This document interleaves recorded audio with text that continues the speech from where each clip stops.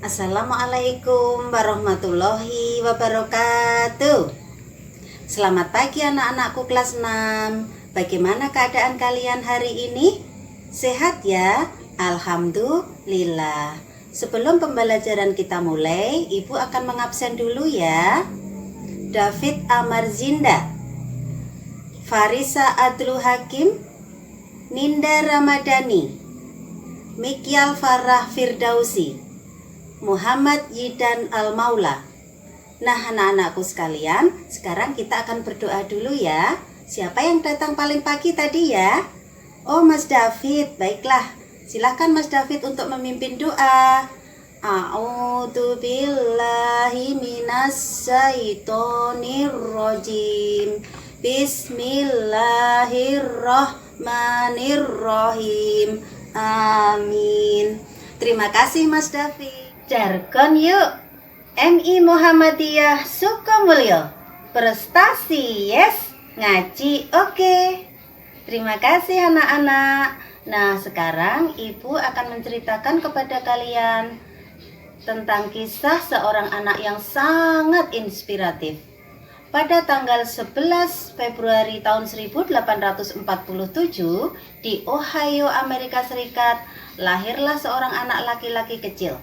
Dia diberi nama oleh kedua orang tuanya Thomas Alva Edison. Pada masa kanak-kanak, Thomas mengalami kecelakaan yang sangat fatal sehingga menyebabkan dia kehilangan pendengarannya. Akhirnya, Tommy kecil menjadi seorang anak penyandang cacat. Namun pada usia sekolah, kedua orang tuanya tetap menyekolahkan Tommy kecil di sekolah pada umumnya. Setelah beberapa tahun kemudian, ternyata para gurunya menyatakan kepada kedua orang tuanya bahwa Tommy dirasa tidak sanggup lagi untuk mengikuti pelajaran dengan baik. Akhirnya ibunya memutuskan untuk mendidik sendiri putranya di rumah. Setiap hari, Tommy kecil disibukkan dengan buku-buku ilmu pengetahuan, jurnal, sains, dan teknologi yang telah disediakan oleh ibunya. Kemudian pada usia 12 tahun, Tommy telah mengalami perjalanan kehidupan yang sangat luar biasa.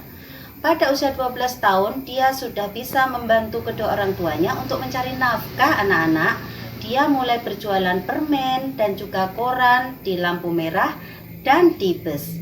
Selain itu, di usia 12 tahun juga dia telah menjadi ilmuwan yang luar biasa karena dia mampu menemukan lampu pijar, yaitu lampu bohlam. Nah anak-anakku, penemuan lampu bohlam ini akhirnya diproduksi secara massal dan dipasarkan ke seluruh dunia, sehingga manusia di seluruh dunia bisa memanfaatkan teknologi yang telah ditemukan oleh Thomas Alva Edison.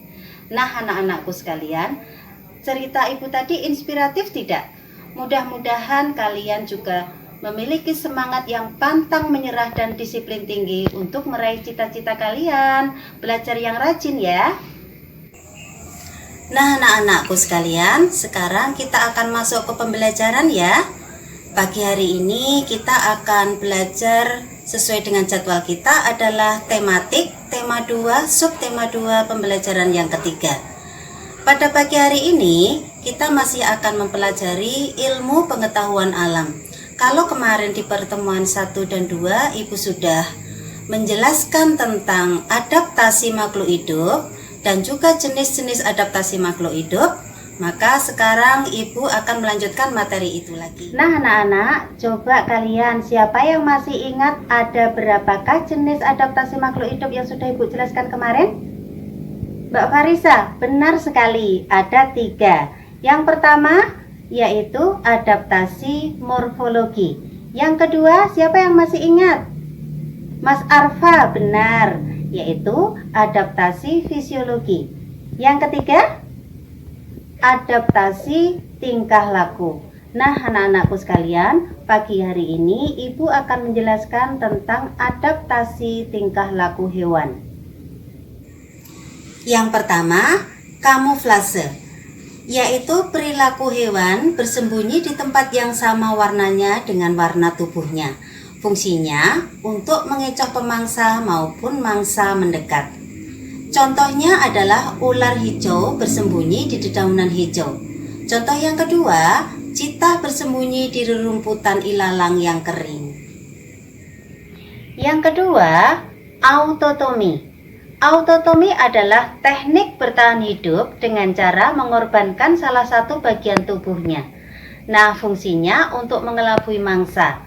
Contohnya adalah hewan cicak dan kadal. Pada saat pemangsa akan menerkam dia, maka serta-merta kedua hewan ini akan memutuskan ekornya. Nah, sehingga predator ini akan tertipu. Dikiranya dia mendapat makanan, ternyata hanya mendapat ekornya. Yang ketiga adalah hibernasi. Hibernasi adalah teknik bertahan hidup hewan pada lingkungan yang sangat dingin dengan cara tidur panjang menonaktifkan dirinya, yang disebut dengan istilah dormen. Nah, contoh dari hewan yang melakukan hibernasi adalah beruang kutub. Kira-kira sampai di sini jelas anak-anak? Yang keempat adalah estivasi. Estivasi adalah tingkah laku menonaktifkan diri atau dormen pada saat hewan ini berada pada kondisi lingkungan yang sangat tidak bersahabat dalam kondisi yang sangat panas. Nah, anak-anak, fungsinya untuk apa? Yaitu untuk bertahan hidup. Contoh hewan yang melakukan estivasi apa ayo kalau kalian tahu? Iya, benar sekali, yaitu kelelawar. Jelas anak-anak? Yang kelima, menggulung diri anak-anak. Hewan yang melindungi dirinya dengan cara menggulung diri. Ayo, siapa yang tahu contohnya? Kita kan tinggal di pedesaan, yang di sekeliling pedesaan tempat tinggal kita itu terdapat banyak persawahan. Nah, sehingga hewan ini banyak kita jumpai. Yang warnanya oranye itu loh anak-anak. Ayo, siapa yang tahu? Jawab. Mbak Reza, betul sekali, yaitu hewan kaki seribu. Tepuk tangan untuk Mbak Reza. Nah, itu tadi kelima adaptasi tingkah laku hewan dalam rangka melindungi diri dari pemangsa dan mencari mangsa, sehingga hewan-hewan ini akan mampu bertahan hidup dan berkembang biak. Nah, sudah jelas belum anak-anak? Masih ada yang mau ditanyakan? Kalau tidak ada, Ibu akan menguraikan tugas kalian hari ini ya. Nah anak-anak, setelah mendengar penjelasan materi Ibu tadi, sekarang tugas kalian ada 3 ya. Yang pertama, membuat catatan ringkasan materi. Yang kedua, mengerjakan soal pilihan ganda sebanyak 5. Langsung kalian kumpulkan hari ini ya.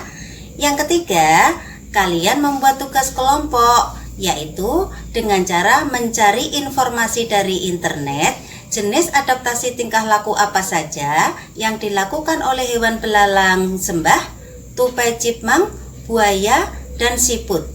Buatlah dalam bentuk diagram dan tempelkan di kertas karton. Nanti akan kita jadikan sebagai ornamen kelas ya anak-anak.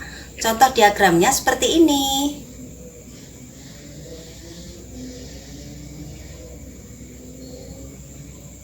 Nah, untuk pembagian tugas kelompoknya, karena siswa dalam kelas ini ada 16, maka akan Ibu bagi menjadi 4 kelompok ya. Kelompok 1, nomor absen 1 sampai 4. Kelompok 2, nomor absen 5 sampai 8. Kelompok 3, nomor absen 9 sampai 12. Kelompok 4, nomor absen 13 sampai 16. Nah, masing-masing kelompok terdiri dari 4 siswa, jadi satu anak hanya mengerjakan 1 hewan saja. Kemudian, tugas teman-teman kalian adalah mengumpulkan kepada ketua kelompok kalian masing-masing. Kemudian ketua kelas nanti akan mengkompilasinya menjadi 1 buah ornamen kelas. Kalian saya beri waktu 5 hari ya untuk mengerjakan tugas ini. Selamat mengerjakan anak-anak.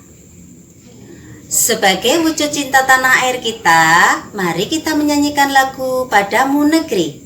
1, 2, 3. Padamu negeri kami berjanji. Jargon yuk. MI Muhammadiyah Sukamulyo, Madrasah Tahfidz, prestasi yes, ngaji oke. Nah anak-anakku sekalian, Sebelum kita akhiri pembelajaran kita hari ini, kita berdoa terlebih dahulu ya anak-anak. Mas Zidan, silahkan memimpin doanya. Alhamdulillahirabbil alamin. Amin. Terima kasih anak-anakku semuanya. Ibu akhiri ya pembelajaran kita hari ini. Wabillahi taufik walhidayah. Wassalamualaikum warahmatullahi wabarakatuh. Kita akan berjumpa lagi pada pembelajaran berikutnya ya.